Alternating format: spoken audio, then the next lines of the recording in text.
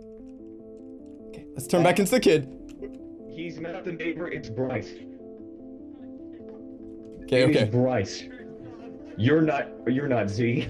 What do you mean I'm not Z? Get away from me. What do you mean I'm not Z? You're not Z. I don't want your pickles. I don't want your chairs. Come here, buddy. No, Come here, it's John. Bryce. Oh, God. Z! Z, no! Z, no! What you just saw is the neighbor player looking exactly like someone else in the match. The victim was initially confused but stood no chance because he was alone. Look at what happens after. Okay. Oh, it is Bryce. Other players are freaking out, but since the neighbor now has the skin of a different player using the mask item, they immediately accept him into the group.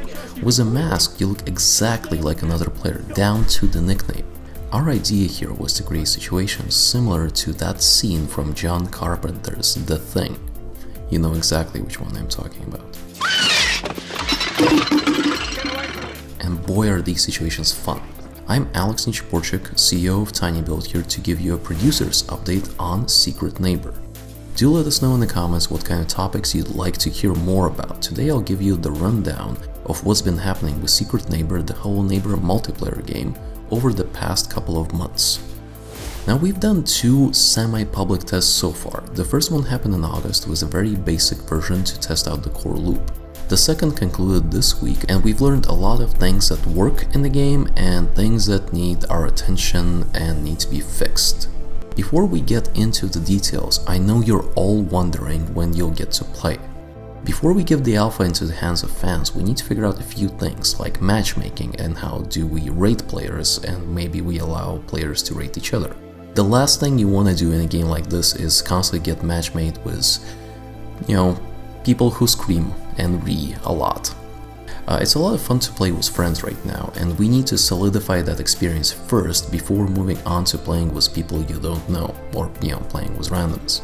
So please go ahead and sign up for the alpha at secretneighbor.com, and as soon as we're ready, we will give you a chance to participate. So let's talk about the progress on the game. This summer we had a bare-bone version of the core loop, and it worked like a charm. The core system is very simple. Up to 6 players, one of them is a neighbor in disguise. The neighbor wins by eliminating other players and needs to do so by gaining their trust via voice and behavior, so voice chat and social interactions. That's the core of the game. From there we expanded this core loop and added a few things to the formula. For example, now we give all players starting items. Players can now actually eliminate the neighbor or other players. The neighbor will respawn though, so it's a temporary setback. But if for some reason during a social interrogation scene you kill off another human player, well, he's dead for good. The neighbor can also disguise himself as any other player, as you've seen in the beginning of the video. This creates a lot of social interactions that require you to gain trust and overpower other people's opinions, which feels really great. The neighbor now also has a sonar that allows him to see through walls, kind of like a wall hack, and he can actually lock gates on the fly.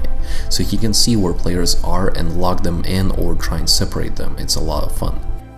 Kid players can also put a pot on their head, which does 2 things. It adds health to the player, and also it makes that player invisible to the sonar, so it's kind of like a counter to the sonar. And now players can also find a Nerf gun, which is very powerful for stunning the neighbor. It spawns randomly in the house. Another change is that nicknames are now visible on top of player models, and this is going to get nerfed a little bit because we want you to be able to see the player nickname only when in proximity. So that if you see someone running past, you will not be able to see their nickname. And we also made the map darker with the idea that if you can choose a flashlight to spawn with, well, just use a flashlight. And we were wrong. We're going to revert the map back to its original lighter state and figure out how to do plays with light at a different stage in development.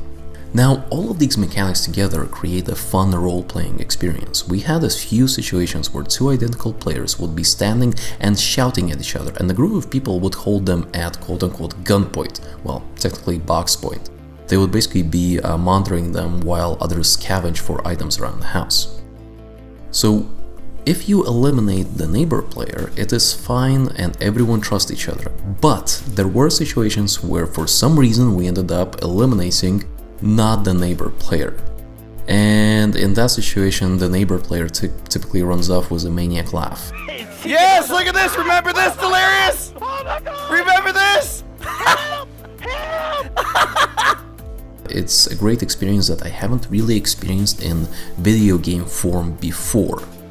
You would have these kind of interactions when you play board games like Werewolf or Mafia, but this is the first time I'm experiencing it in a video game form. Now let's talk about what we're working on. These were the things that are already in, and I explained some things that we're changing, some things that we're tweaking, but there are a few things that are coming up in terms of design that I wanted to share. The first and probably the biggest one is progression. We are working on progression during the match. We want to create a situation where in the beginning of the match, the neighbor isn't really strong enough to go full-blown hunting, so that he needs to blend in and have hidden agendas to level up, unlocking extra abilities and becoming stronger as the match progresses. At the same time, we want to incentivize human players to scavenge for items that give them a better chance to survive a confrontation with the neighbor. This design is similar to what Evolve did with their progression system, and we're trying out a few ways to achieve the same feeling. We already have a half-dozen mechanics designed for the neighbor that could fit in here. For example, the neighbor can be collecting specific items or resources in the house and level up from level 1 until level 3.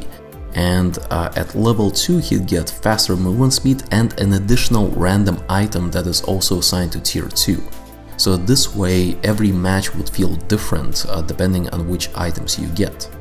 And at the same time, kids would also get their own upgrades on their side, making them stronger, and this creates this tug-of-war situation where both teams are asynchronously playing and upgrading with each other until the final synchronous confrontation happens.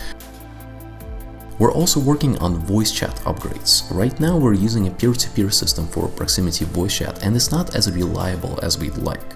Sometimes voice quality gets scrambled, so we're looking into a proper solution, and this is one of the bigger back-end tasks that will impact the game in a positive way. It's just that it's going to be difficult to see progress on it until it fully works. And the last part that we're working on in the coming weeks is custom games. Something that many will appreciate is the ability to configure custom games. Things like removing the timer, the nicknames, tweaking variables in a match, tweaking speed or item drop rates. We're experimenting with what we can put into custom games, but since the game is already built for playing with friends, this is a logical option to add. We anticipate that a lot of groups will figure out what is their favorite game mode and they're going to stick with it, and we will learn a lot from it. So we're hoping to have most of these things in by Halloween, which is when we anticipate to do a wider playtest. So stay tuned for news on that, and thanks a lot for listening.